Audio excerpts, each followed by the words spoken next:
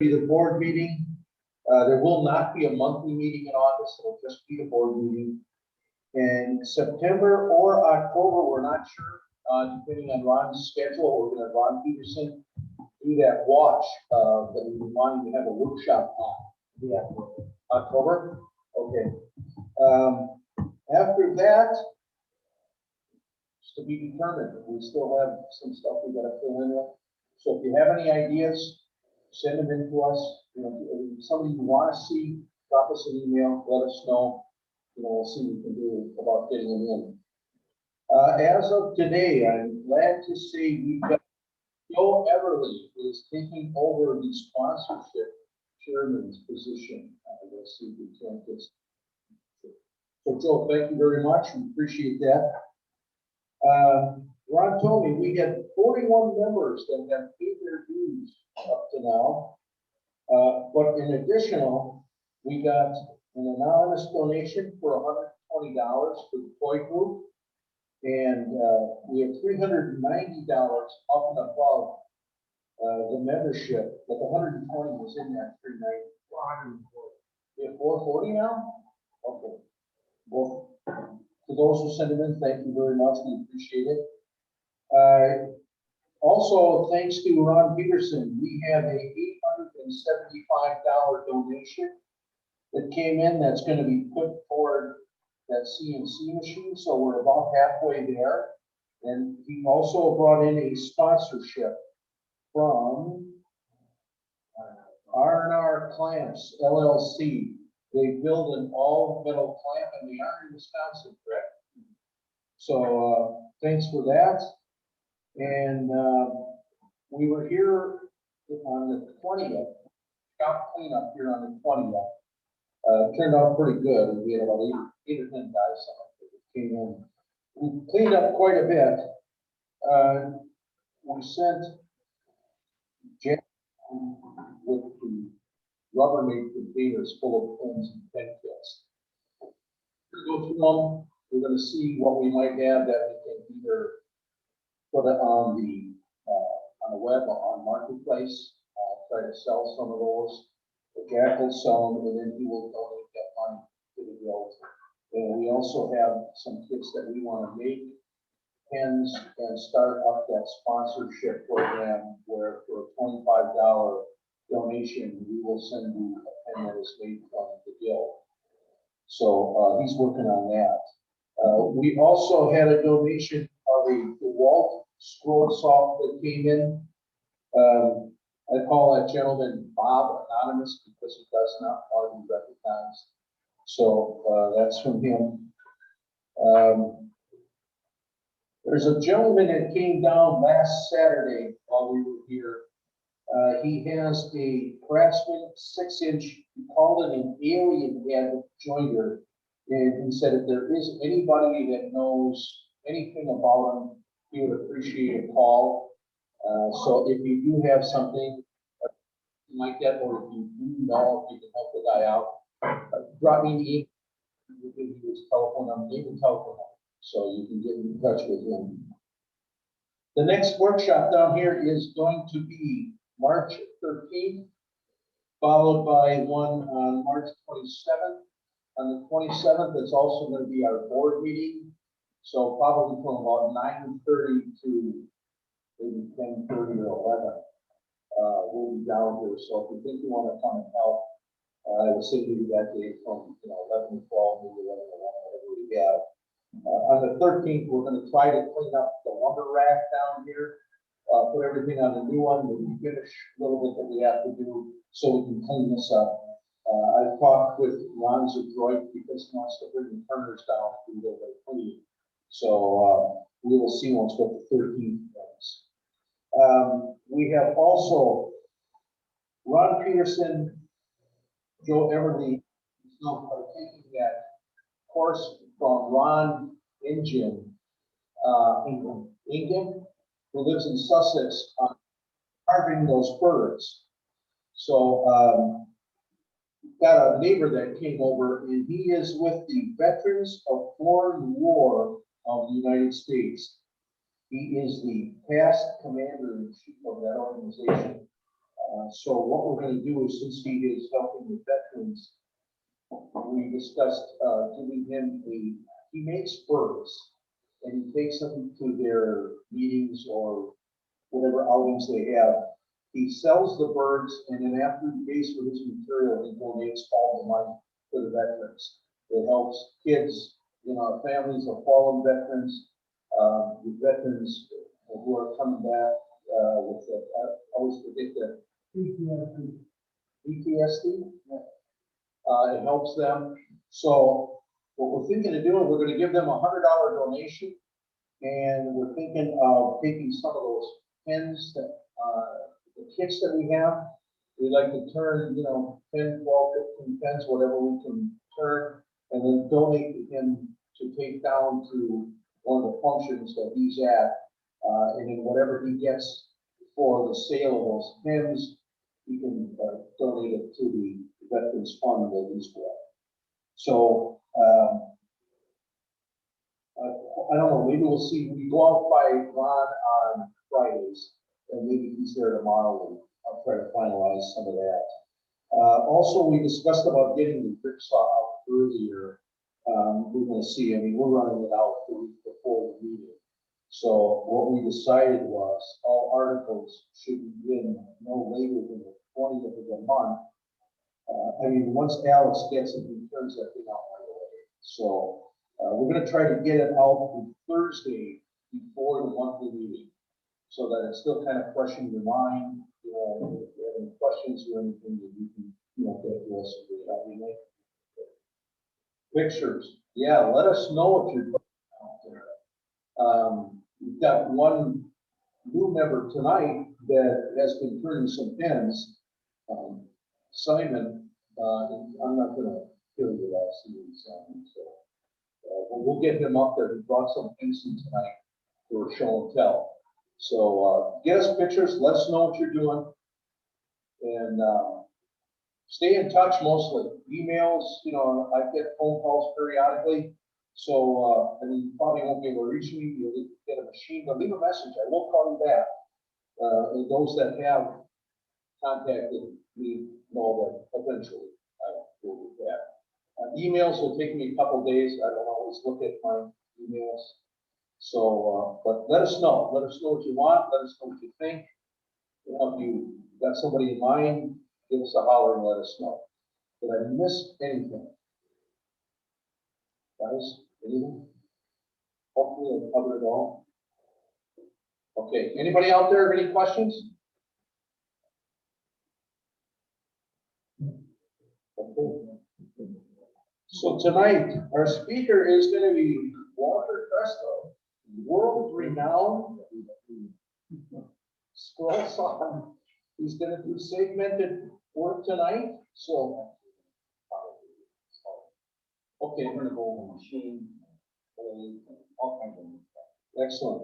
So, Walter, I'm going to let you take over. Excellent. Am I doing okay? Yep. Anyway, my name is Walter Troester. I've been scroll sawing now for about 5 or 6 years, and I do, as you can see in front of me, I do weird things with scroll saw. I don't know how many of you have anything to do with the scroll saw, or if you have one, or if you don't have one. So basically, we're going to go from the beginning all the way through, but there's going to be an emphasis on bowls, bases, boxes, and if we get to it, we're going to be doing some segmentation. There.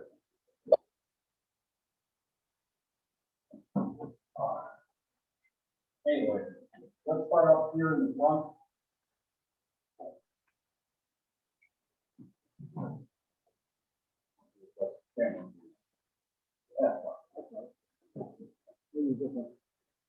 Okay.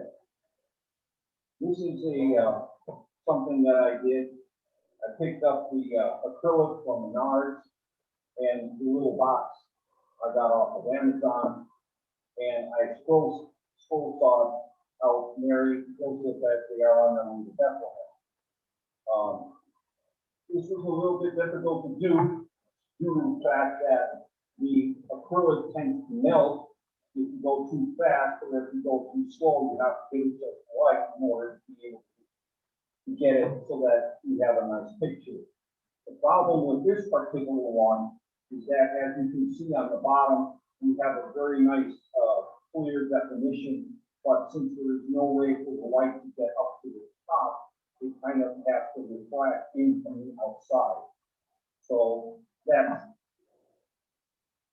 the downfall of doing something like this, unless you do it so that you have some way that you can get the light up to the top. This is what you're going to have. But again, this is not something that you would find in traditional scroll sawing. In traditional scroll sawing, most people think of it as a fretwork, and there's a lot more to it than that, and that's what I'm going to find in screen tonight.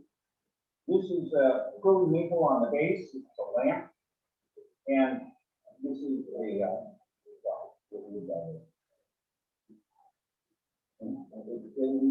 anyway, I did this, and this spreads, the wood spreads on this, there's bend to it and stuff like that. But you have to be careful when you're doing something of this order, because you can't push these rods down too far, otherwise the bottom will crack. This is very difficult for me, because not necessarily that the gears are hard to cut, but being able to have the gears mesh with one another. And this is called John Nelson had a pattern out there. I took a look at it and I sent for his kit, and this is what I came up with. So that's the introduction. Basically, last month, we had a gentleman come in here, on a Zoom meeting, and he did a scroll saw. Not a scroll saw, he did American flag. So I was kind of tempted. I said, wow, that's really neat. I really like it. And I got a lot out of it. And then I thought to myself, well, what can I do to, as somebody that works with scroll sawing, what can I do to come up with something that would tie in with what he had? So, this is it. Oh, wow. Okay, this is nothing more than half-inch birch plywood with the stars inlaid. And obviously, I could not make the stripes white because the eagle is white. But I thought that would be kind of a nice tie-in with what we had going on last month.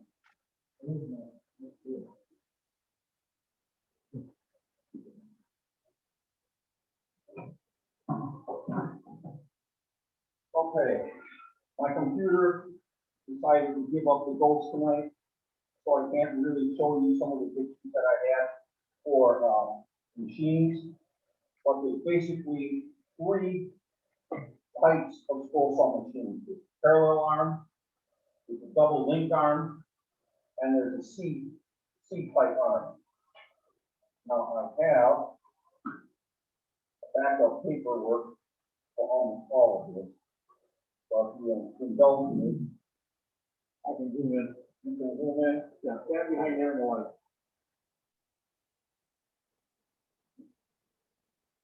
Okay, this is a C arm machine. It has one pivot point. Whoops. It has one pivot point way back here, and the blade is up front. Now, if you can get in a little bit closer to the red circle, that's it. Okay.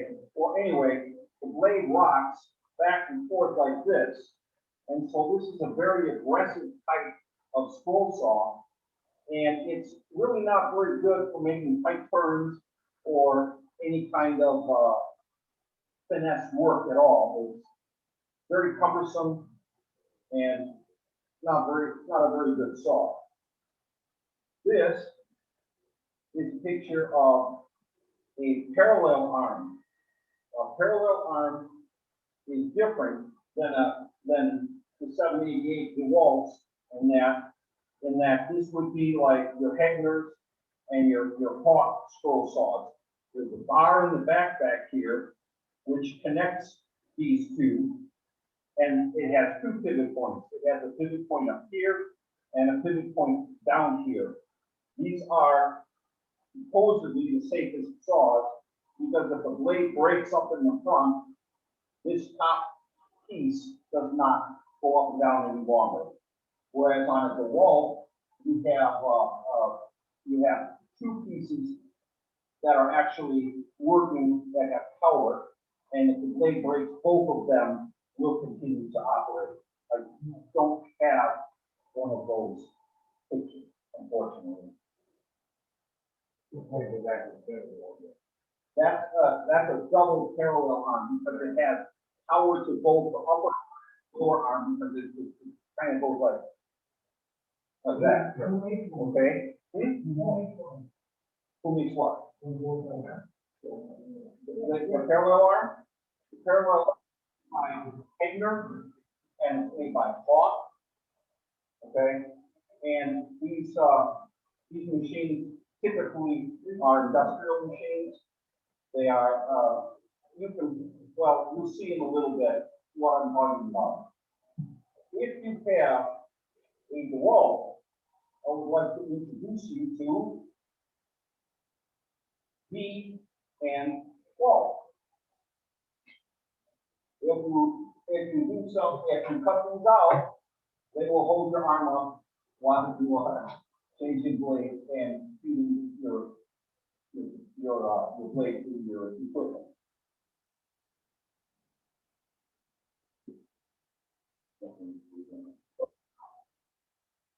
Okay. Can you zoom in on this? You can try and hold it still. Fuck. Is that readable, you guys? Okay. Well, you can see that with the wall. 4 machines up here. I have 3 machines at home. I do not have the wall.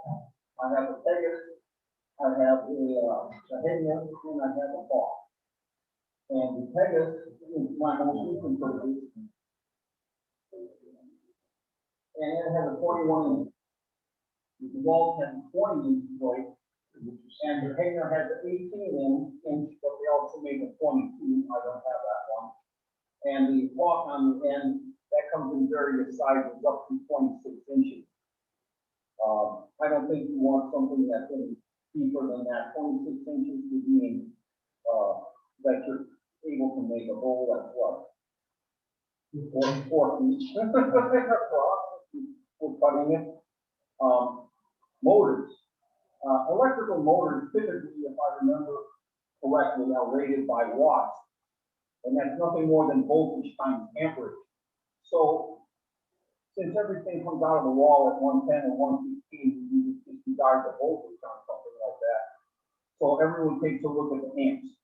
Now this is why, if you look at the Hegner and you look at the Hawk, their motors are considerably more powerful than the Pegasus and the DeWalt. Also, you will notice in the next column, in the next row down, that the Hegner and the Hawk also have a higher capacity clearance, which is the thickness of the wood that you can put through there. The bottom row here is the RPMs. They're all variable speed. The older saws generally only had 1 speed, or you had to change belts or do something to get them to a different speed. I've never cut anything at 17.5. So, you know, as long as you have a variable speed, that's fine. Secondly, blade changes.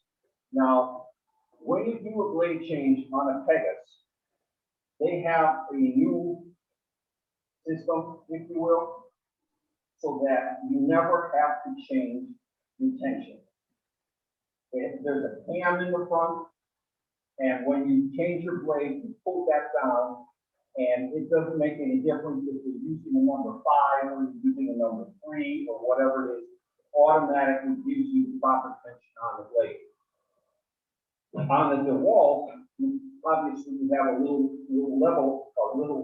lever on the top, which changes changes the tension, and you have to reset the tension every time you change the blade. The Hegner and the Torque also, you do not have to change the tension, provided that you stay with the same size blade. So if your blade breaks, you've got a number 5 in there, and you put another number 5 in, you don't do anything with the tension. These two, the Hegner and the Hawk, the tension is controlled at here. Okay, there's a little knob that you turn or a lever that you go up and down with, and you change your tension in the back. The other ones, the DeWalt, obviously, is changed up here, and so is the Pegasus. Any questions so far on anything like that? On any of the different types of machines? Okay. Next. Blades. There's really only 2 different kinds of blades that you can get. There's blades are,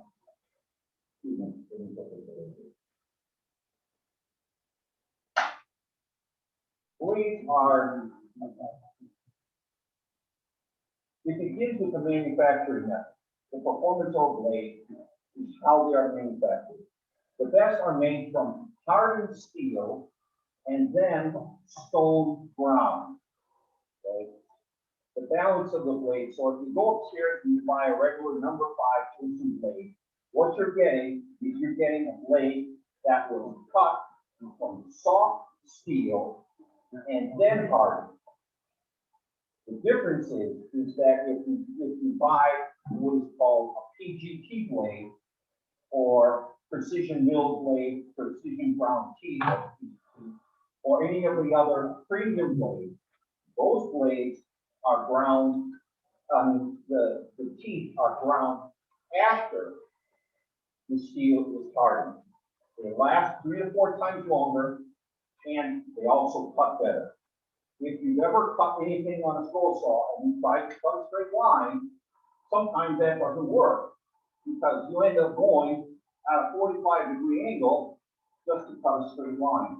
The reason is that the regular blades have a burr on the back, so it acts like a rudder with the wood. And consequently, it's very difficult to cut a straight line with just a regular blade. Cgt blades or precision mill blades are different. They don't have a rudder, and they will allow you to cut a piece of a straight line in a straight line, actually pushing the wood. There may be a little bit of deviation, but not by much. Let's see. I don't know if we're going to be able to get this, but let's look at this.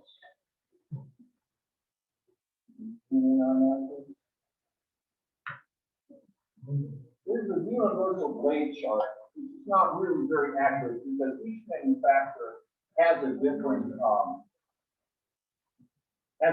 thickness. They want you to do different things. They want you to drill different holes, and so on and so forth. But generally, you get the idea of the different kinds of blades, starting with a 2-0, going all the way to a number 12. Don't make anything more than a number 12. I do have, I don't know how close you can get on this. Should I come a little closer? If I don't.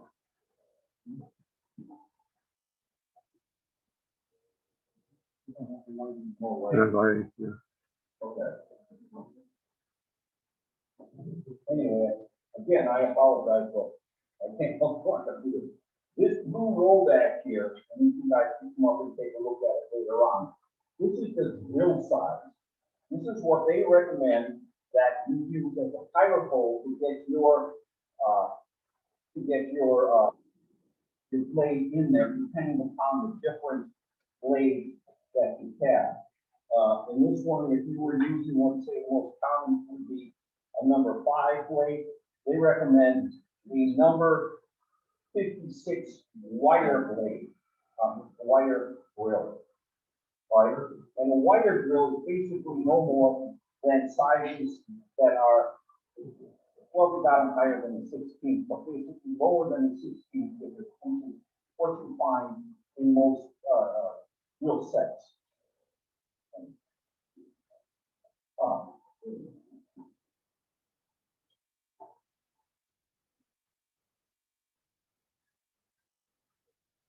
This happens to be a number 57. It's a 6-inch. It's a 6-inch blade. I mean, a 6-inch drill, and you use it for bowls. So, if you want to take a look at it, I'll hand this around. That should work. 57 is, I think, 2 or 3 times per bowl. Yeah, that's it on. 2 or 3 times below 16. And there's very few companies that make those. And one of them happens to be Real America.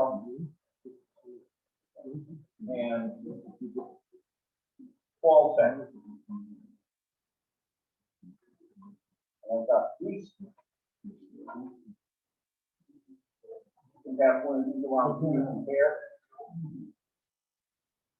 Now that's a 16th of an inch compared to the number 57 that we had before.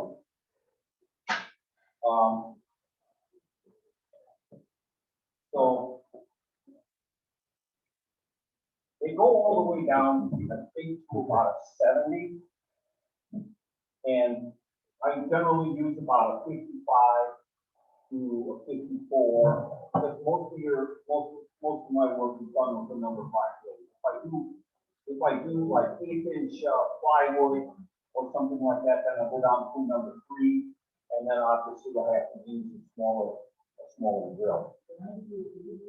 Well, there's no stupid question. I'm through with this. Huh? Yeah, I put that in the drill. Or these, I like these. I do need these to make some of the holes that I have to. Oh, that's because we need to have an angle. When we're doing a hole, stuff there. Okay. This was made all out of one piece of wood. All right.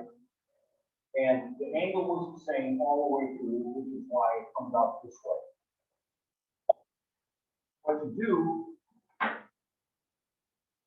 is, depending upon the angle that you have to have, which is determined by the thickness of the bowl, the thickness of the wall, and the height of the wood. All right. So this particular block of wood, they hold 25 degrees. So what you do is you put your wood,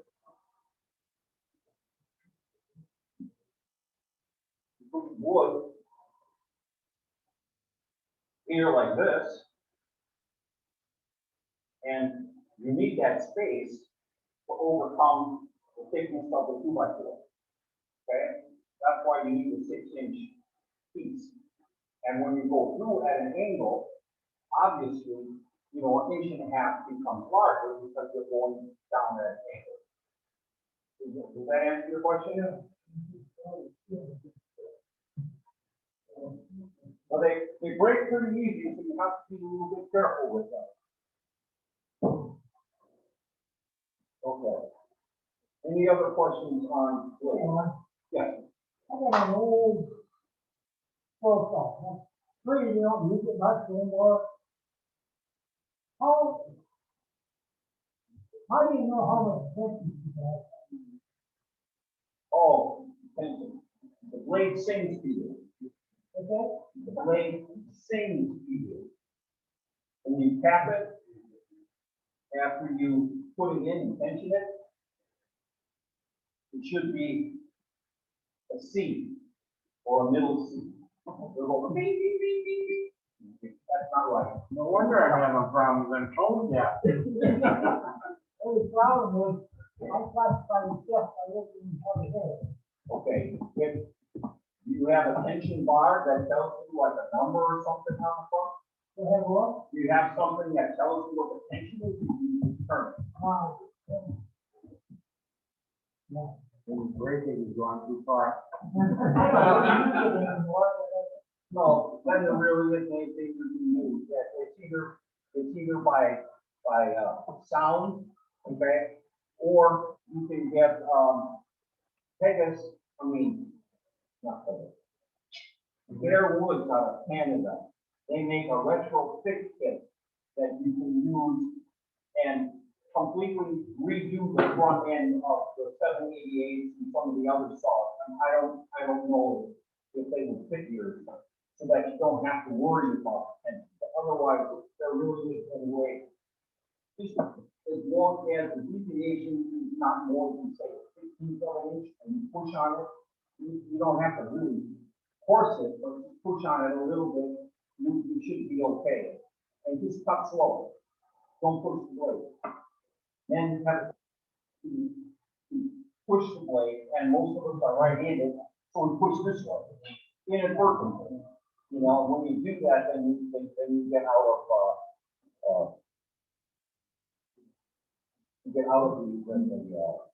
the pattern that you want to make. Okay, let me get rid of this, and we'll do some examples to make things a little bit easier. Can you scroll over so I can see the time? So what the last one? What is start with? Oh, that's a long time. No one else?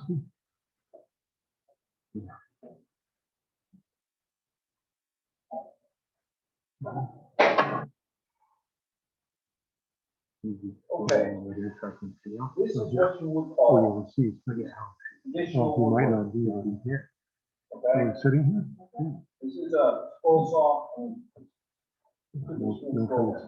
This is He prep. doesn't have camera on. If you are going to put a backer on, as I did with this one, because I wanted it red, white, blue. Can you see that?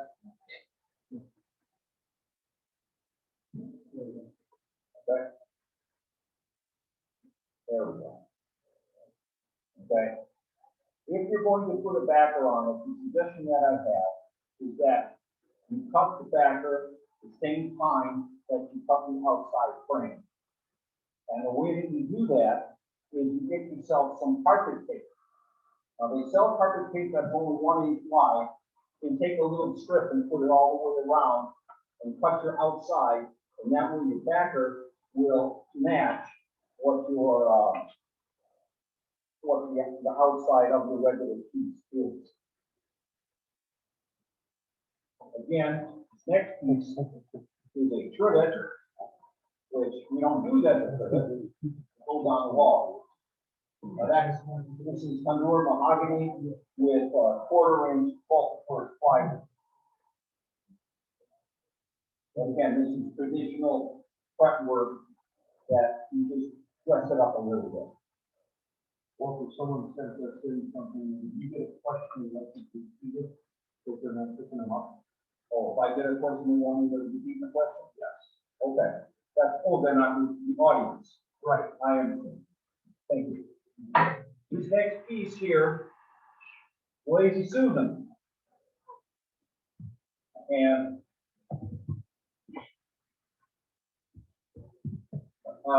there's a lot of holes here.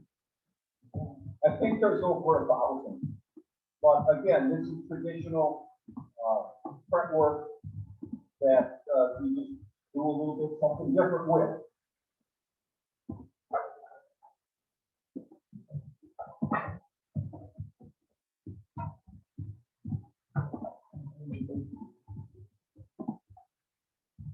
Now I have something else to talk.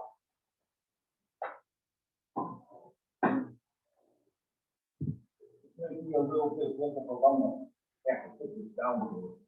This is a simple segmentation piece, rather modernistic, but it is obviously the whole family. That helps. Okay. So there's actually only 3 pieces. It's very simple to cut, but it's not flexible. Okay, so you don't have to be afraid of doing something, or you don't have to be afraid of fretwork anymore. There's other things that you can make. Next thing that I would like to show you is self-framing. Self-framing is using a very shallow angle on when you cut something in order to provide an indentation.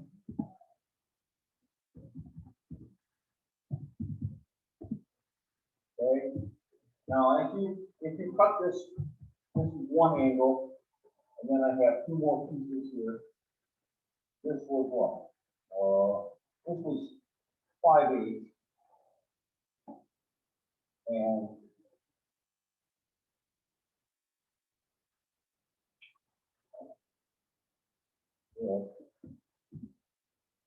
this would be the shallow one.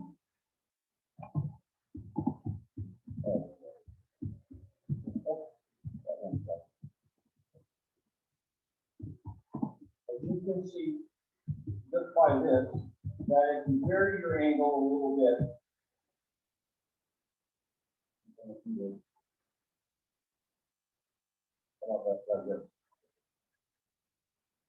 if you vary your angle just a little bit, you can achieve a longer relief or less relief. Okay? And that's part of the self-framing technique that I'd like to show you next.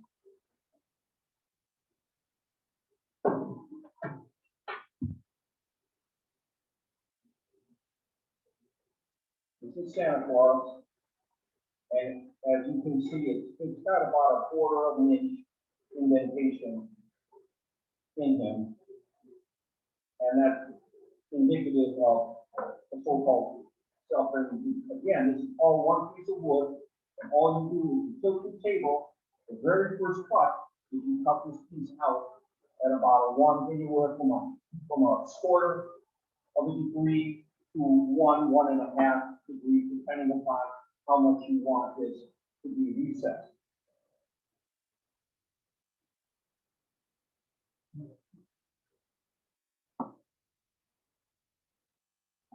This also is a serving platter, and you can see the recess all the way around. And this is cut at 1.5 degrees. The last piece is cabin on the lake, and that has about a 1/4 of an inch recess. And this stuff is just 1/8 inch multiple plywood. So that's a self-framing technique.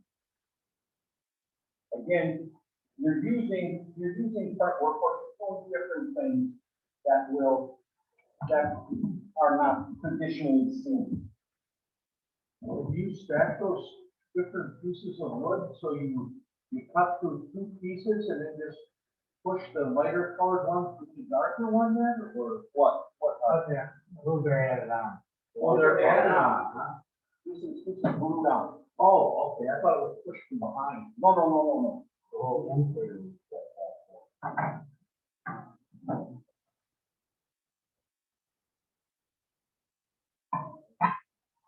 Those are both pieces.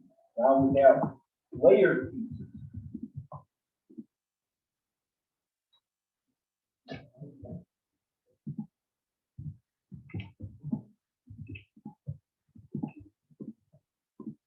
These are 2 crosses that I made.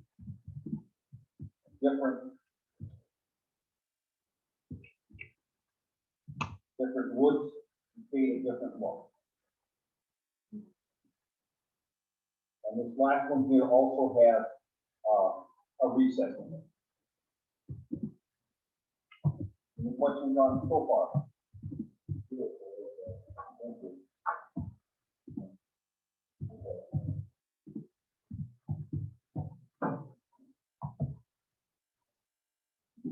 Any guesses as to what this is?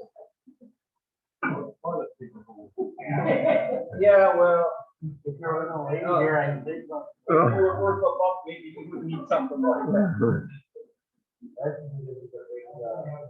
Okay, this piece is also a segmented piece, in that this inset is all one piece that I just, so this will be the natural part, and then I just painted the rest of these in and put them back in. So that's called segmentation. Intarsia, which is what we're gonna have next month, is we're using different colors or species of wood to create a picture. Segmentation is you're using the same piece, or you're coloring it, or you're staining it to give it a different look. The question, Yes, sir. when you round over the edges of both pieces, that's an example, and that is it, Intarsia. Yes. How do you round them? What do you use? Do you use sandpaper? Do you use ordnance tool? Do you use? The question was, when I round these pieces here, the edges, what do I use? I use a Dremel tool with a different, size, sleeve, okay? If that's a little bit too rough and eats away a little bit too much, then I hand sand, okay? And I've also used, the Dremel router table, if you will, okay? And use an 1/8" round over bit if I wanted to have an excessive round over. But generally, that's not something that you want to do. The reason that you round it over is to hide the space between. Okay, this is what is called captured frame segmentation. In other words, you have to account for the blade thickness when you do something like this. Because as you cut, you're cutting away wood, and this all has to fit inside this frame. So you have to space out the pieces so that there's just a little bit of a space in between each piece. And by rounding this over, it creates a little bit of a shadow and it hides that space. All right. The other thing that you could do is if you have too much of the space, you could paint the backer board, and all of this is going, this inside piece pasted onto the backer, glued onto the backer board, okay? The other thing that you can do with that is paint the backer board black, so that you don't see the whiteness of the wood that as it shines through. Okay? Thank you. Sure. Anything else?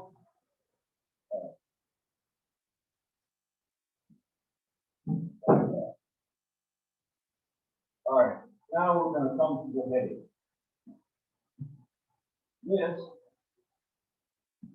is a bent plywood bowl, which piece fell off. All right, what happens is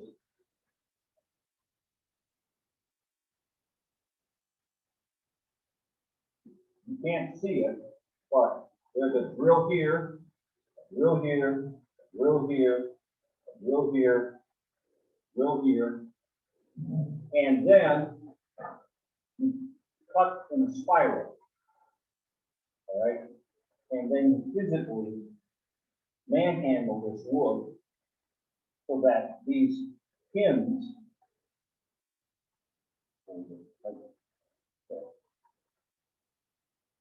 there. Oh, I got it. Over this way. There. All right. You see that? So that these pins capture two pieces. fits on there. Fits on there in this groove and prevents the blade, the bowl from coming together. Really unusual, I've never seen it, and I did this wrong. Okay, I cut these pieces incorrectly, and so they hit this bottom portion hits the second ring, and so they need to be cut back a little bit more. But this was a solo attempt, first attempt that I just thought it was neat. I was going to try it. So after that, okay. Walter, can you make those deeper rather than just the rings you have? And what? Can you make that deeper? What if you made it that tall? Would it be possible as long as you cut those strips on the side? No, because this is one flat piece of wood. That we're talking about spreading, making that wood bend, you know, like 6 inches or something like that. Yeah. It took a lot of muscle just to do that, rather than That's right, you're pulling it apart. pulling it apart. This is oh, certainly.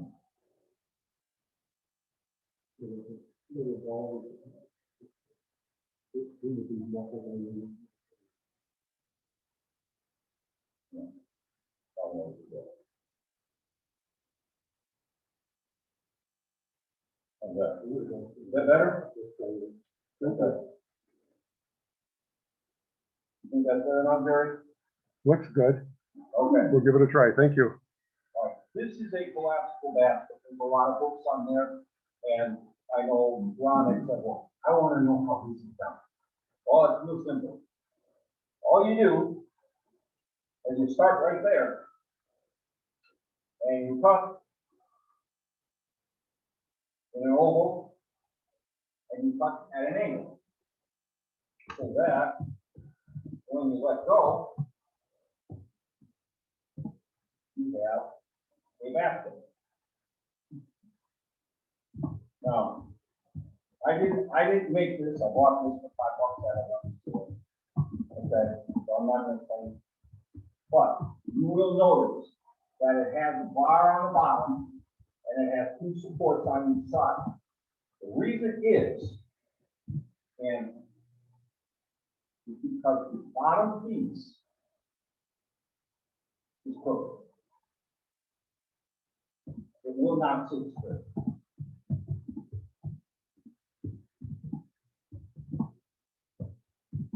But you can see my finger over here, and it gets bigger over here.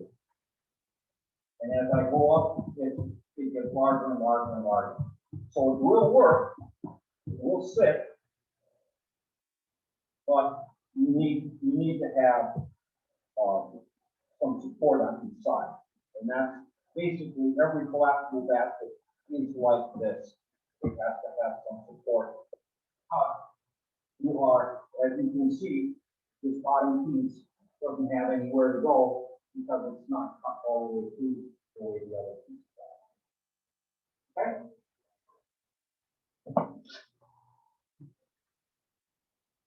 All right.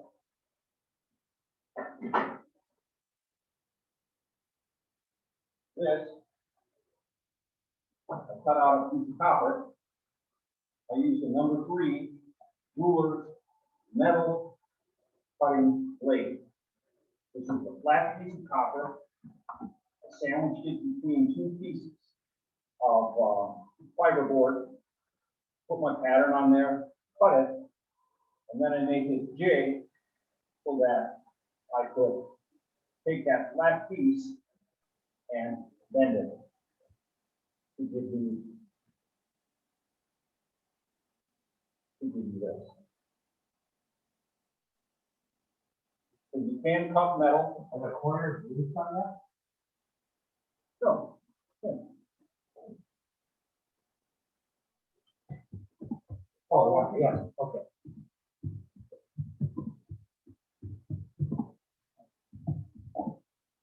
There you acceptable.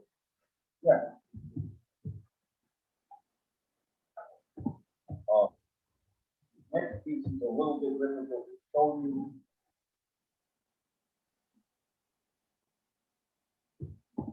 But this is going to be a box. And it is also cut out of metal.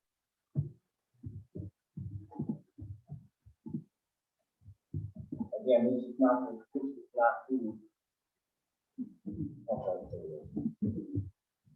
I'm not trying to show you what I can do. I'm trying to show you all the different things that are possible with this process.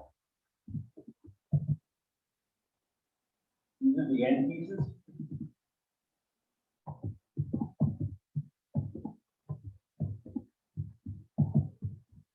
And these are the longer end pieces on each side.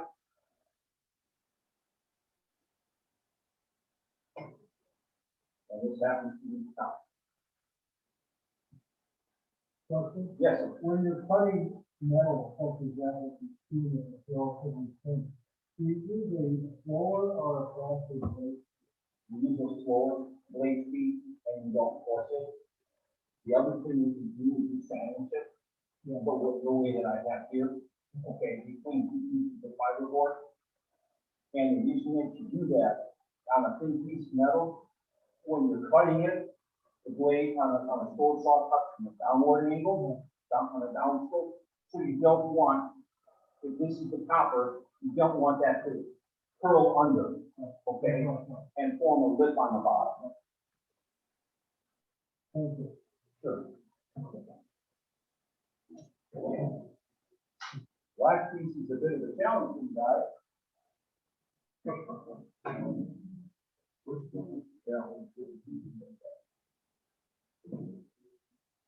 does that say? That's Jesus. Okay. Here's the J, here's the E, the S, there's the I, and there's your F. You can pretty much do this with any word as long as you space it properly so that you can see it. This is a piece of, I think it's walnut with some sapwood in it and quarter-inch for the bottom.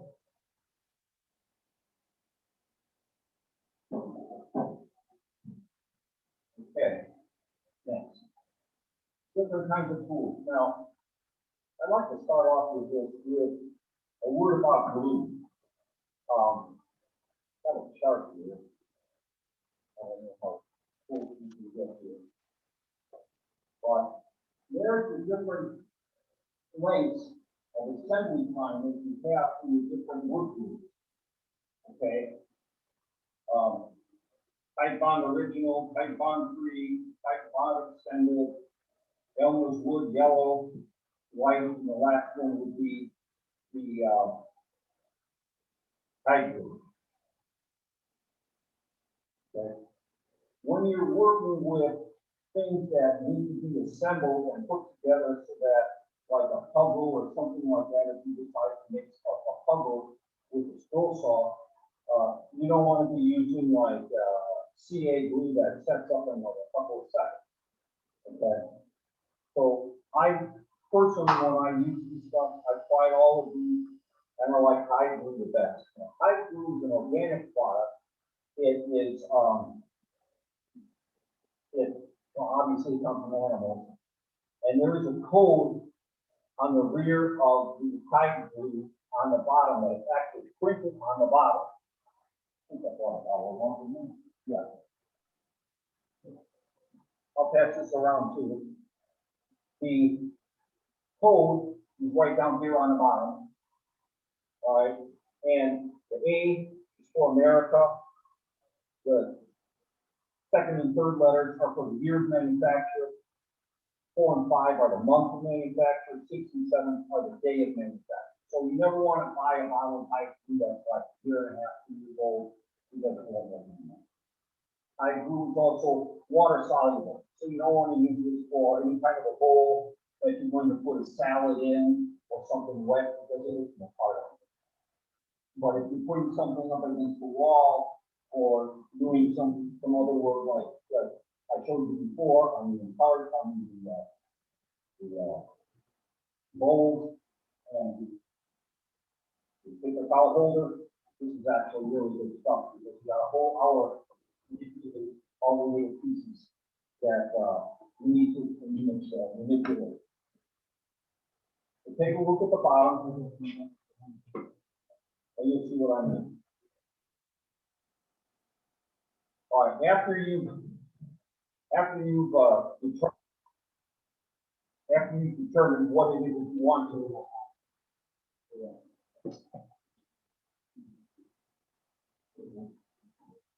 after you've decided on the Dave pattern that you'd Steingart. like to make, I think that's- Dave, a lot of guys Sure. do painter's tape and they use some kind of spray, which I also use. I use the number 45 and I use painter's tape. When you use the spray at uses, especially, there is overspray all the time. And I got really tired of having to clean off my table saw from the overspray of the glue. So I searched around, and finally a friend of mine said, this is what I do. So right now, I use this. This is duct, clear, removable shelf paper. Just regular old shelf liner paper, but it's clear. Okay? You cut it to the size and you paste it onto the wood because it has an adhesive back. And then you use contact cement, put it down, and put the pattern on top, straighten it out, make sure you get the bubbles out and things like that. And you have no mess, no aerosol spray all over the place, and no glue that you have to clean up. The other thing, of course, is you could always use tracing paper. Now, I know a lot of you guys are old enough to understand, remember tracing paper. It's the blue stuff, and you put the shiny side down on the wood, and then you put the pattern on top of it, and hope that nothing moves after you decide to draw. Now that's great, and I use that for outside work where I'm making angles or something that's 3 or 4 feet high. That's carbon paper. Tracing paper is different from completely different. Okay, sorry. Thank you. Carbon paper, that's what I meant.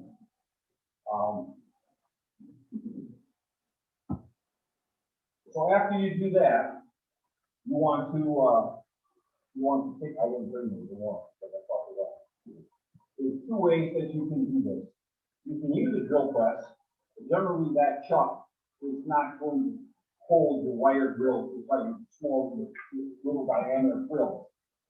But Seiko, S-E-Y-C-O, has a scroller's drill. It's about $125, and it's got a small bit, a small chuck on it, which will hold your small diameter drills.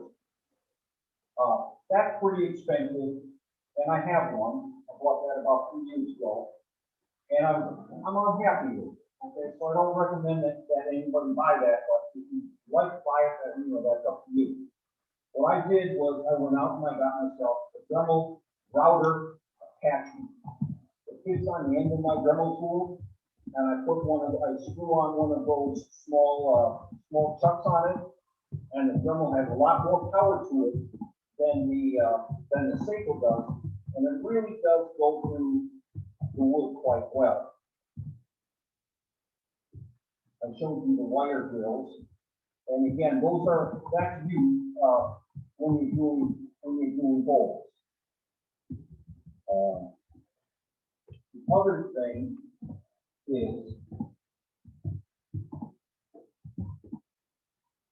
when you are doing a bolt,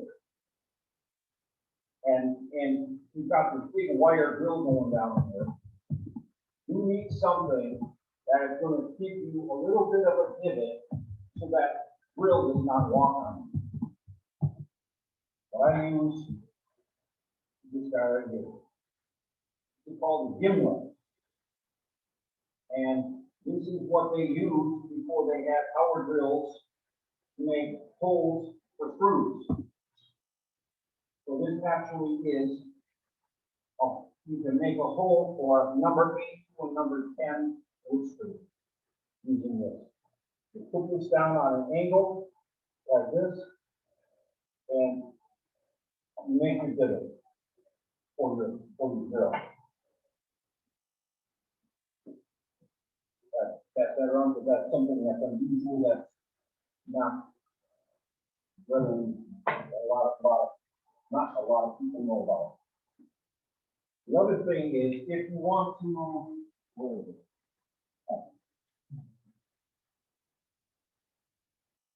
This is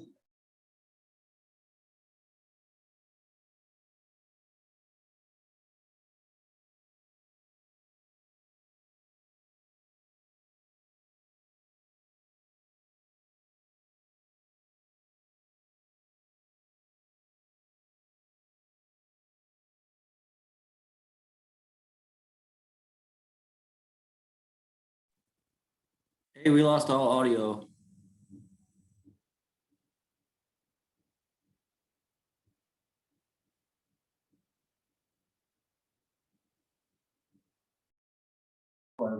Okay, oh, okay. okay, go ahead. Is that better now? Yeah, it's back. Okay.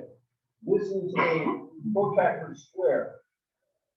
And it's just a scroll saw protractor. You will also fit between the top of your arm and table, and it's graduated, so you can see and set your table accordingly if you want to do a 20-degree tilt or whatever it is, or you want to check to make sure that your blade is square. You don't have to have any of these things. I'm just showing. Here. Okay, there's that, there's that. When you cut your pattern, this is a safety cutting ruler. This flips up and you cut along this edge with your X-Acto knife. And I use this that I picked up at Joanne Fabrics. That's right. Okay. The blade is replaceable. Okay. And you just run it right along here, and you never have to worry about slicing your finger. Even if you want to use an X-Acto knife, you can go ahead and use that as well. But I like using this because it retracts and I don't have to worry about the blade if it, coming into contact the X-Acto knife while it's laying on the table.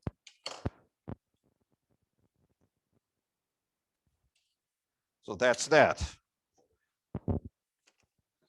You also might find useful a center finding ruler.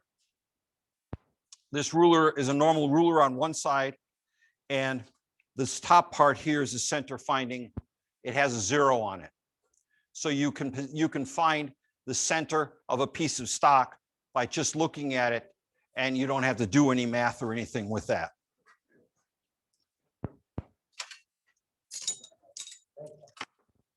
Okay. This I think I've shown you this before. This is called a proportional scale. And if you wanted to make things smaller or larger and you didn't know what the size was, you could use this as a guide. I can pass this around. I was going to show it to you, but what else? I can't show you the printer. The fuzzy's out. Okay. When you cut something, those of you that have a scroll saw, you have the backside fuzzies. This is a 3M.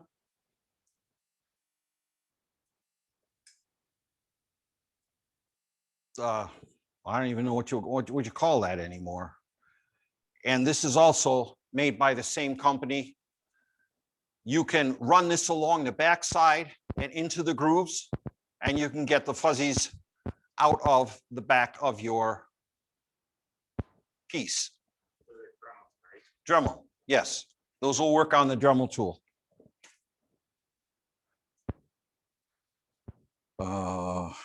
Oh, this is homemade. Sometimes when you have a piece and it's in a regular shape, you can't, you want to turn it, but you got nothing to grip onto. And if you grip onto it, it might break because it's so fragile. So I took a piece of closet rod and I put a router mat, cut out a piece of old router mat, put it on one side, and I got a magnet on the other. And then you can just hang on to it and turn your piece whichever way you like.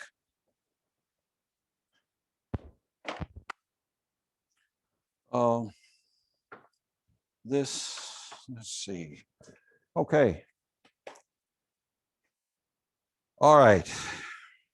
We can't come up here. There is a way that you can increase the pattern just by using your printer. And I can't show it to you because my computer broke. But anyway, by using your printer, you can do this. All right, this is like 4 sheets of paper, and this is blown up about 200%. Can show you better on this other one back here.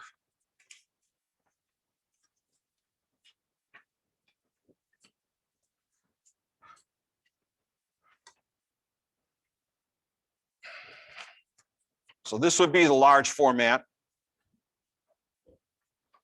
Okay.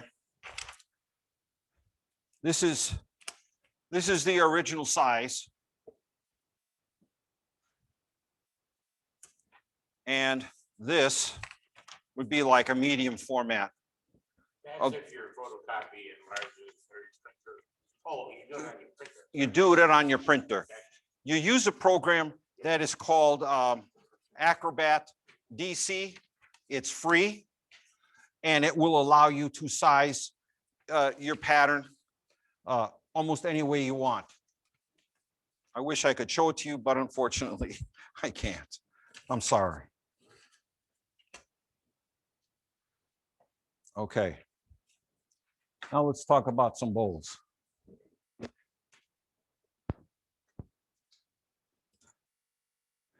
Yes, sir. You want to take a break anytime you want? Before we get into Sure. that, can we take a break? Absolutely.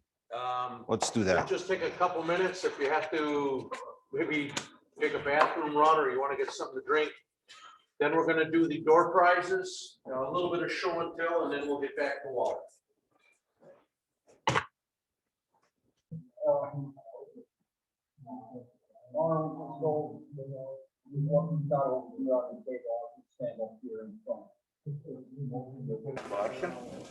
No, I don't think I would get anything from anybody. Oh, by the way, that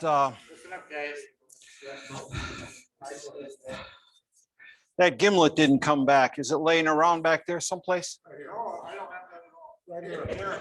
Oh, okay. I thought maybe somebody put it on a chair. Gotta keep an eye on Jerry. Okay.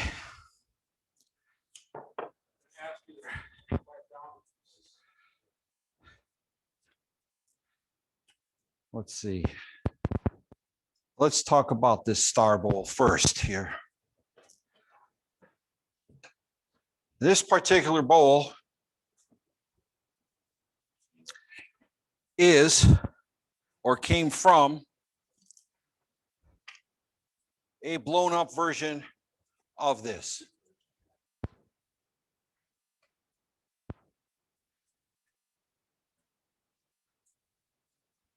Okay. So I blew it up on my printer, which was like 8 sheets of paper. And then I had to match the profile. And believe me, Scotch tape is my best friend. But what you do with that once you get it set is this is your starting point.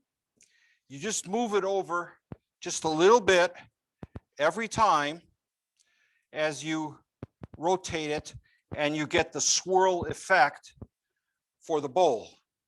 The other thing that you need to keep in mind when you're doing something like this is you want these to be relatively consistent per row. Now, obviously, they're going to be bigger as you go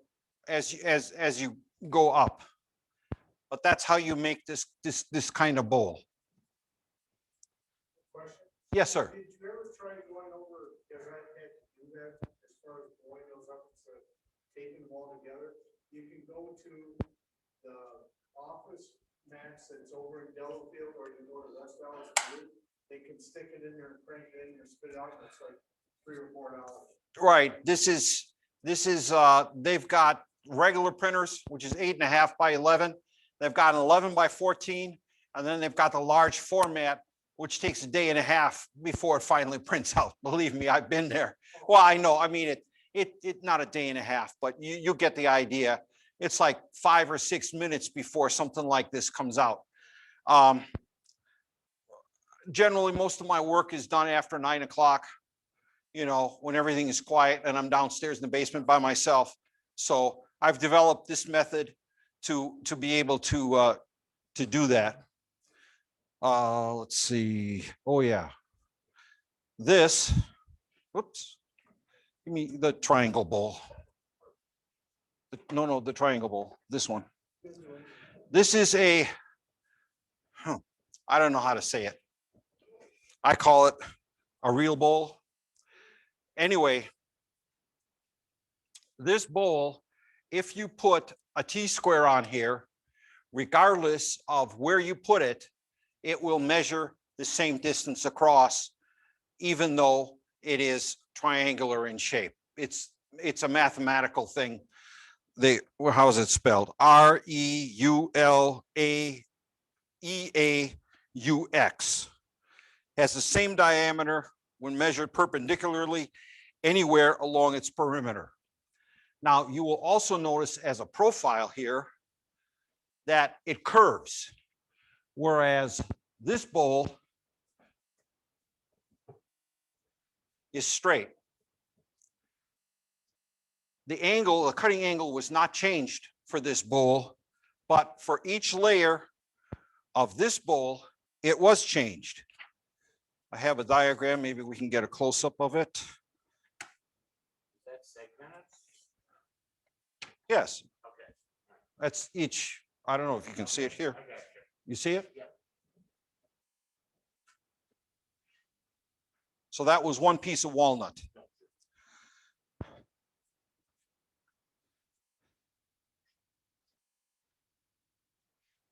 Now you can't see it, but there's a different angle. Number one angle is 13.3 for the first row. For the second row is 21.9. For the third is 29. And for the fourth is 35. So if you wanted to have a curve like that, each one of these has to be, the angle has to be changed in order to get that nice curve to it. Otherwise, it's just going to end up being a straight V like this one. And incidentally, I made a mistake with this because it is a little bit off. It's not proportional. I should have made the base larger because it's actually a smaller base. I should have started it right about here, and then it would look a lot better.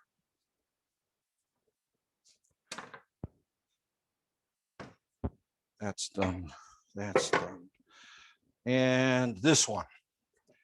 This one is basically a more traditional bowl, one angle, but this top piece is cut straight.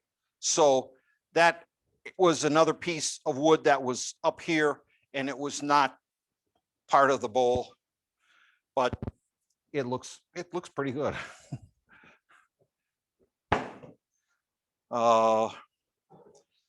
This one.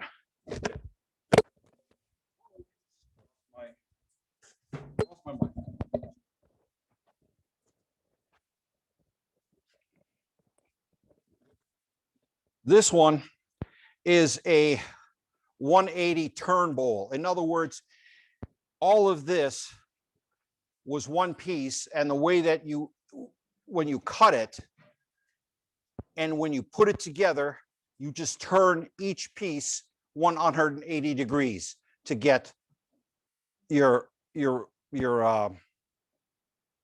shape. What?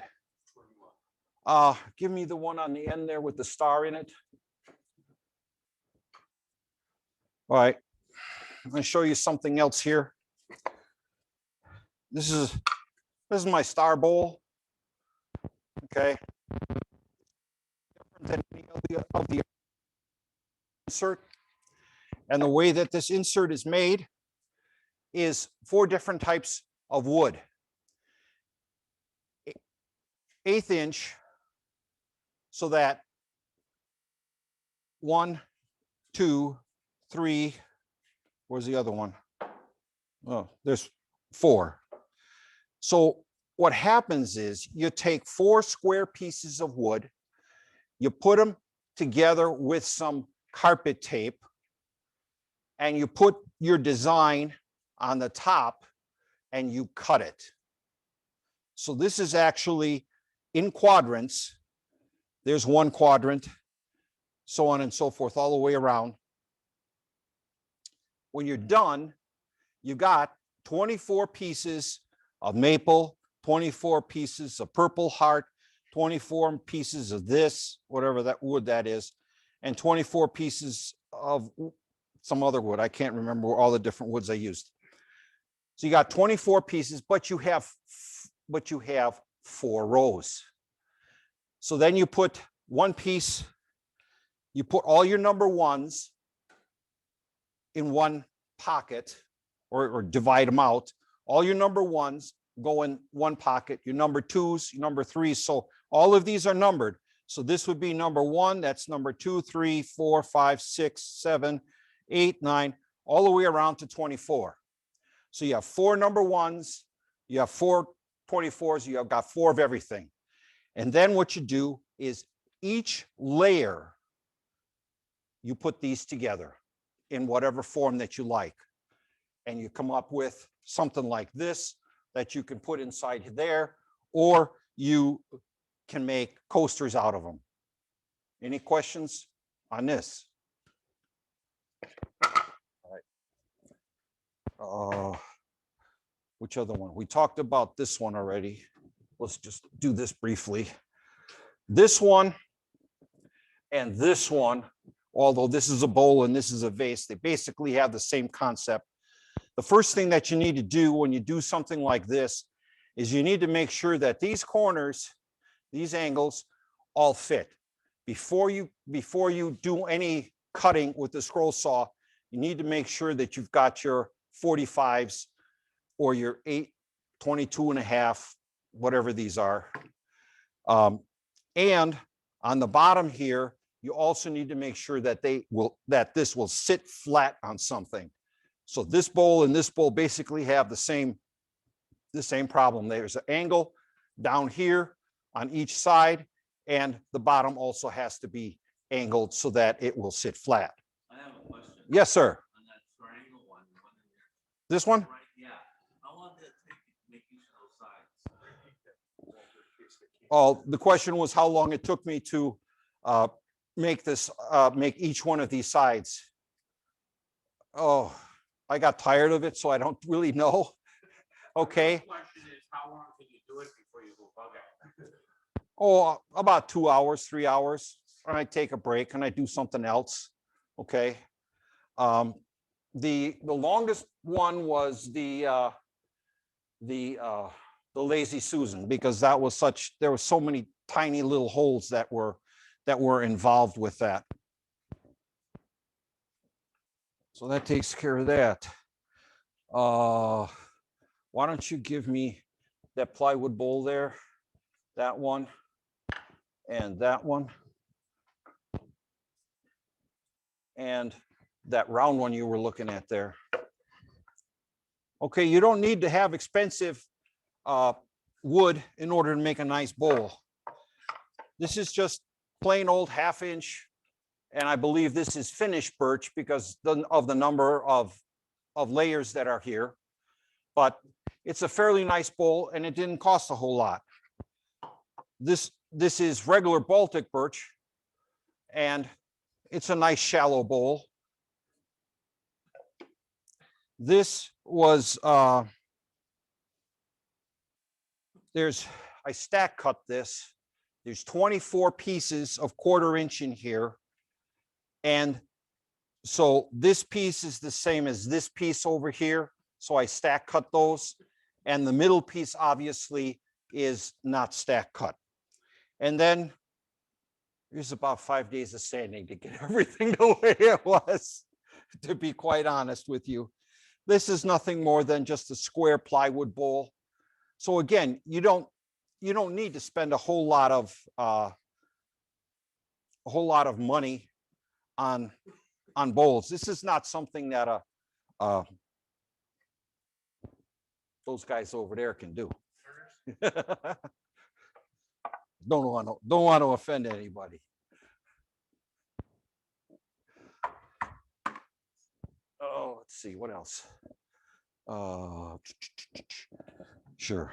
This one is just the difference between this and the other ones obviously are that we glued some Purple Heart and some white maple in here along with walnut. And what you'll see here is that this piece is cut. You have to cut this piece thicker in order to get this lip in here. That's the only difference with doing something like this. This is out of Carol Rothman's bowl. I think I've got the book over here. I can show it to you later if you like. Again, this is nothing more than a piece of plywood that I cut out and I made it into just turned it a little bit and made it into a decorative bowl. Then you use super glue on that one? You don't use hide on it, do you? Oh no, I use super glue on this. But you have to be very careful with that very quickly. This uses the same method that we talked about before with about a 1 degree angle to make a step bowl. I didn't quite like the step bowl, so I cut out a dragon back here, but the principle is the same.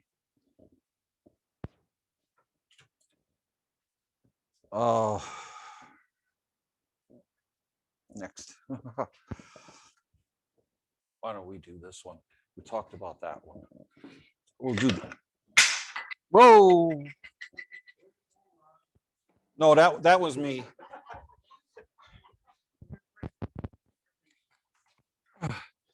There's my coasters that I made. And this is how it's done. Okay. You draw your lines in and then you cut your circle.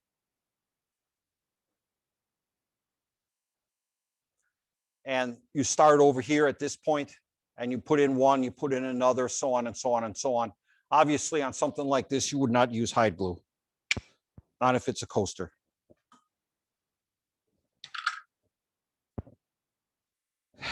Now this piece is kind of unique.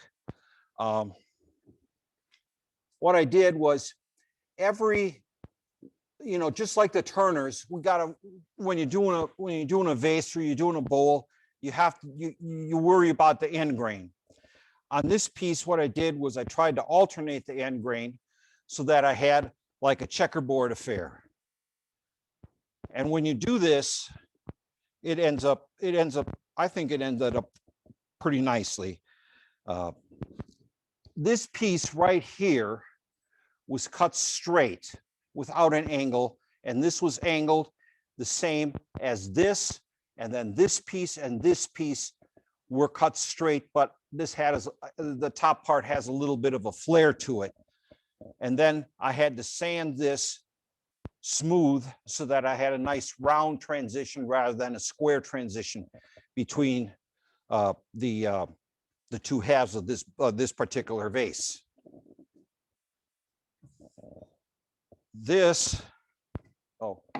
Give me that one. Yes.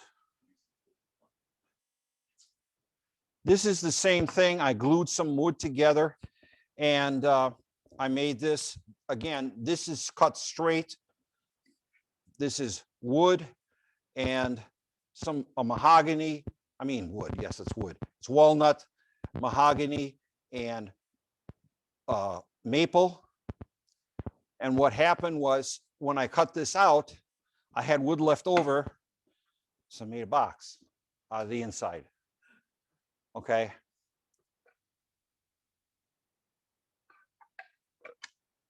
And this actually, it actually does fit on the inside of that. Any questions on how to do any of this stuff?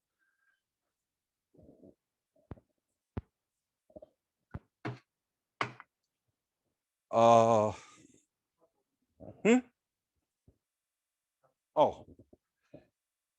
this type of bowl is actually the same as this one and the same as that one. They're kind of, they're almost the same. When you cut something like this and you cut these tenons or holes for tenons or whatever you want to call them, you're never going to be perfect. So again, if you do something like this, mix some sawdust in with some glue and put it in here to cover up any of the joints and make it look smooth. Okay. Also, it's very, very difficult to find a piece of wood that's this wide. So on the back end of it, I put some supports right here. So that's something that you may want to consider as well. On this snowflake bowl, you can't really see it, but it goes like this. It goes in, up, and over. So it's like a Z on all of the different rows, and that's how this one is connected. It has more gluing surface and is a little bit stronger. This is one of the first ones that I made, and you just cut your grooves on the side of this, and then cut this out and put your rungs inside these grooves. So that takes care of those.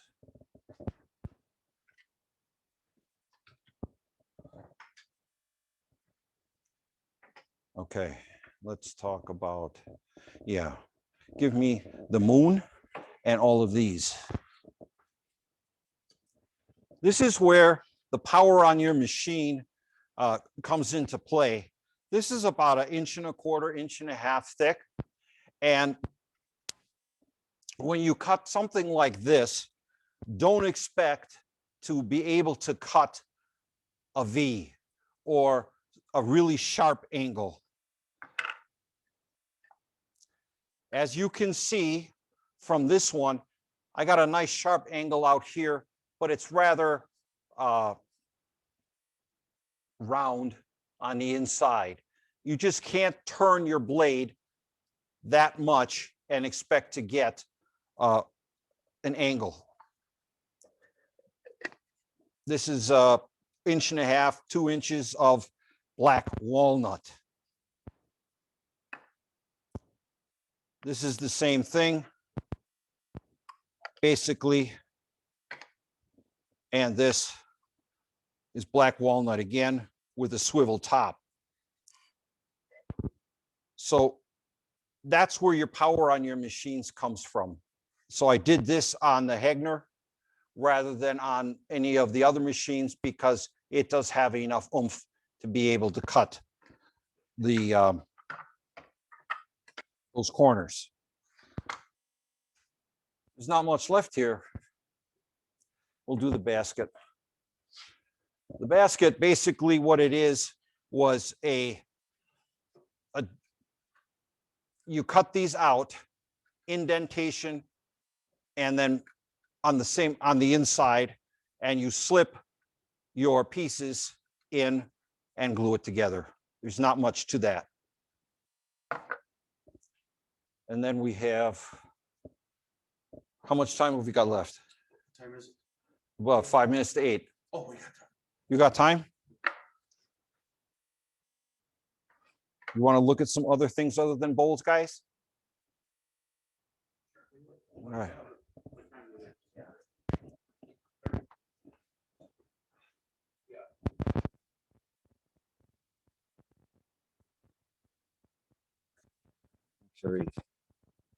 Carry those.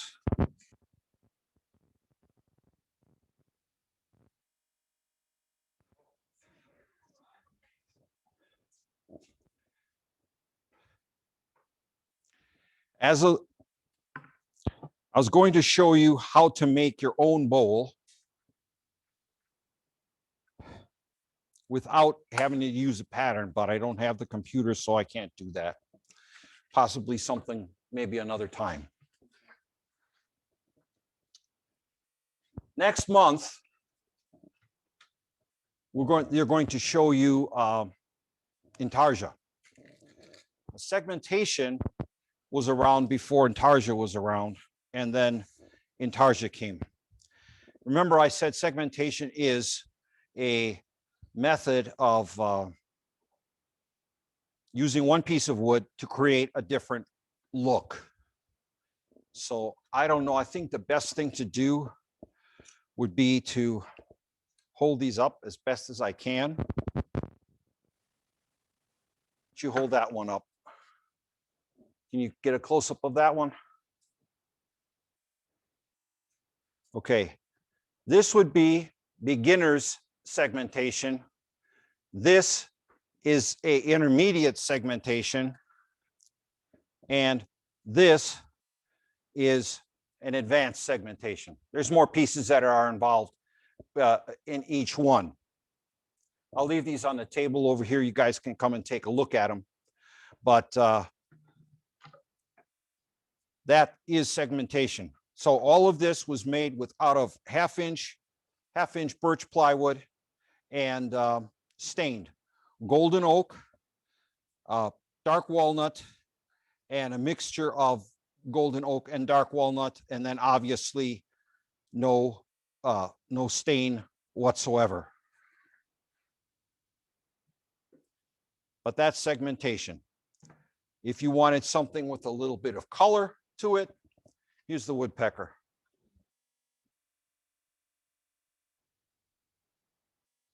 Okay. And again, you saw the koi bowl over here. That is also segmentation. That differs slightly in that the lily pads are raised. So I put a 1/4 inch spacer between there. So this would be what is called a closed segmentation, and this is open segmentation. Closed meaning that these pieces are confined and restricted to the diameter of this particular piece, or the ring itself. I have a few more pieces if you'd like to see them. Where did we leave those? Oh, those are packed up. Okay. Oh, he did the eagle. I did the eagle. I did that.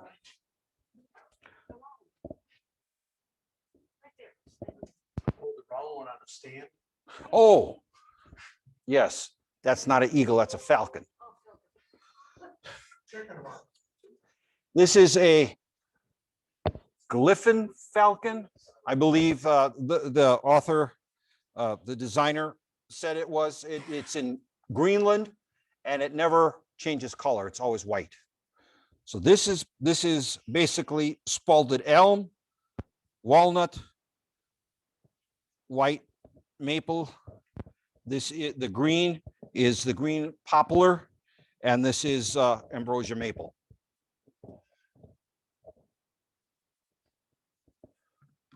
You have any questions, gentlemen? I was going to show you how to make your own bowl, but I can't do that today. I apologize. You did beautiful. Okay. Yes. Thank you. Do we have any questions coming from the audience out there? Then if you done, Wally? Well, I'd like to try and do one more thing here.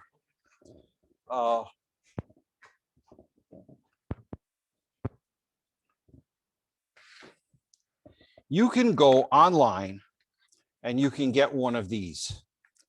And what this is a circle divider.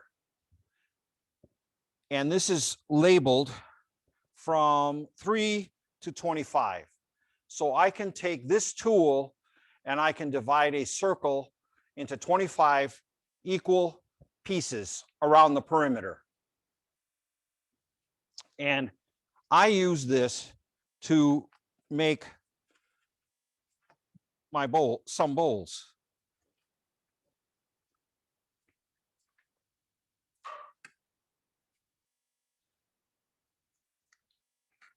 Also, if you want to make a bowl and you can't fit it on an 8.5 sheet of regular paper, I bought a roll of packing paper and I drew my own bowl on that. So you can make quite a big bowl if you use this and a compass. The way that this works, guys, is real simple. You draw your outside line, you figure out the thickness of your wall, and you draw that. That's basically all you need to make your own bowl. Just those two things. Once you have established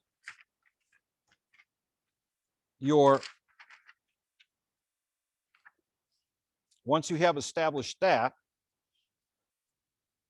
oops, where did I have that?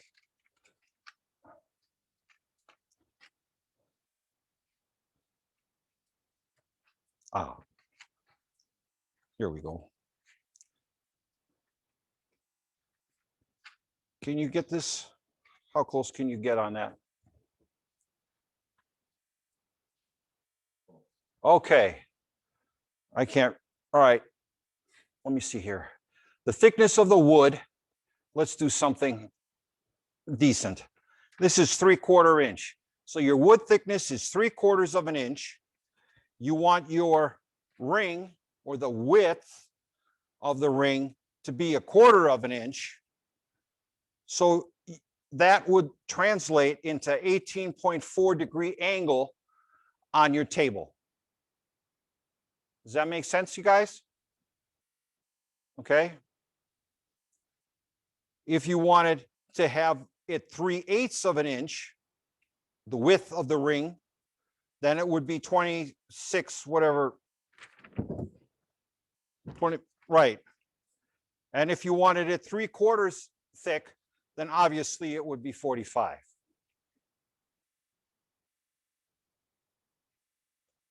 Okay, you can go online to scrollmania.com, and it's a guy called, I think it's Dale Van Ness, and he has a whole website that will give you exactly what I have here as far as cutting angle goes, depending upon the width of the ring that you want, the width of the ring, and the height of the wood. All you have to do is tell him that, punch in the number, he tells you what the cutting angle is. He also has a tutorial there where you can go through and you can learn how to make bowls and of different shapes and scallop bowls, so on and so forth. But in this particular thing, what we're going to do is we're going to make a star. So the first thing you're going to have is you're going to divide your paper into quadrants like that. You're going to draw your circle, and you want on here, you can't really see it, but right here, there's an R. And that stands for radius. So you take your compass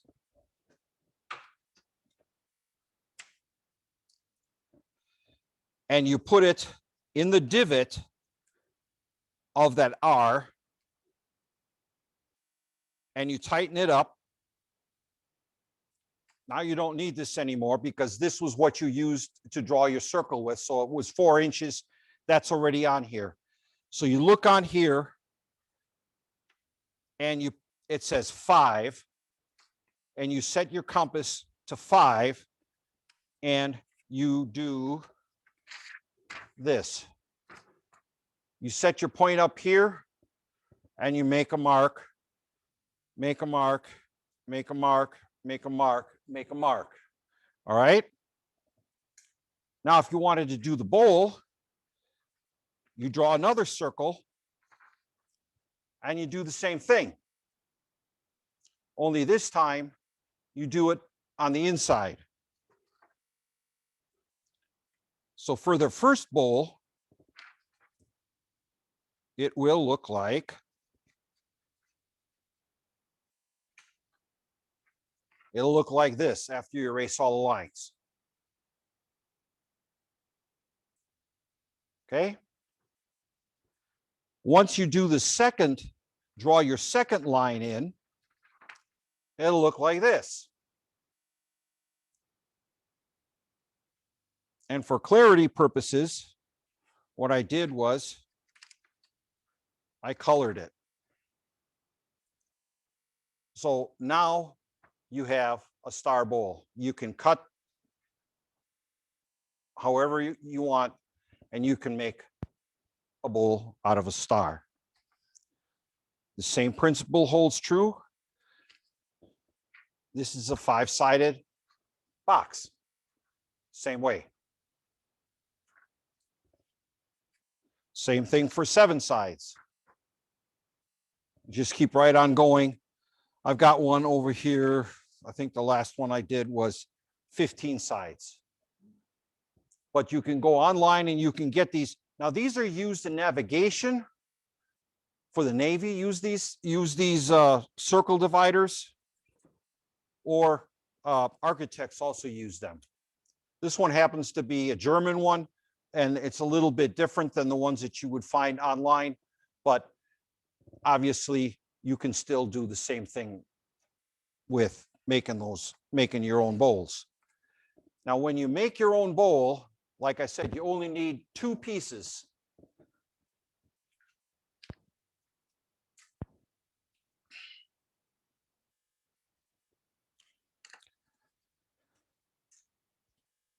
And the way this works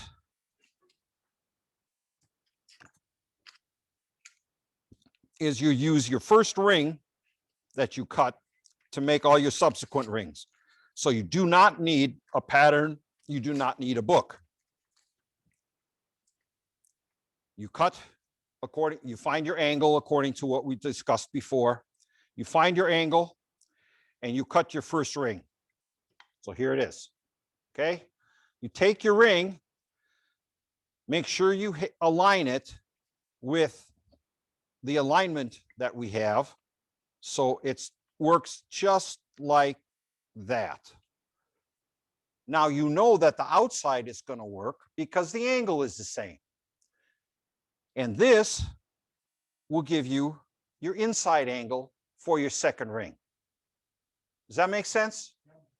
Okay. And you just keep on going. So you don't need a pattern. You just can make your own. However, I did make a mistake, and I'm going to pass this around. There is a notch right here. This notch will continue to be on all the other pieces because it's right here. Okay, so you have to be careful on how you did it. I did this on purpose so that you could see. Please pass this around. The only other thing that you need to do then is you need to drill your hole for each subsequent ring as you go around. If, however, you did not want to do that, there is an alternate method that you can use. I'll show it to you in a second here, once I get the tape off of here.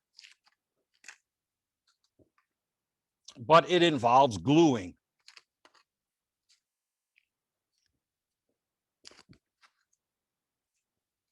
So I cut this bowl the same way. However, instead of drilling I cut each piece and I came in each piece at an angle. Can you see that? After I'm done, I have to glue this back together again. So depending upon the angle that you cut, visually, when you look at it, if you do it properly, you will not see this front piece at all. So this is an alternate way of doing it so that you don't have to drill any holes. Okay, now say you didn't want to go online and you didn't feel like following the guy's instructions or whatever. There is a way for you to find the angle that you need very, very simply. Once I find the right paper.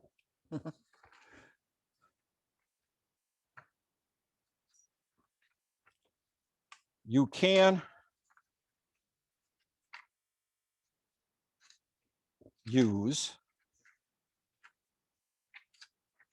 this method. You use the same thickness of wood that you're going to use for your ring. Okay? You draw a vertical line in, measure over the thickness of the wood that you have, draw another vertical line, and then draw a diagonal across. If you take this and you lay this on just exactly the way I have it drawn on your table, you loosen your table, and when your blade aligns with the red line, that's your cut line. That's your cutting angle. Okay, very simple. However, I should warn you that you always have to have it this way. Don't do it this way, because you will cut the wrong way. You will cut this way instead of this way. And that's not something that you want on a bowl. Of course, if you do it this way, it will work. You just have to turn everything upside down. No. It will end up being the same. It will end up being the same, except what you're doing is you're cutting it kind of backwards. So in order to get it the way, yes. So the top is going to be the bottom and the bottom is going to be the top. I'm done. I have nothing else to say. Any other questions? Okay.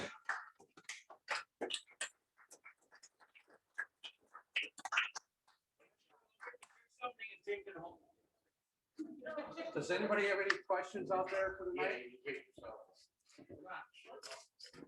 All right, if nobody has any questions, then we are adjourned. Thank you very much. We'll see you next month. You can have Joe for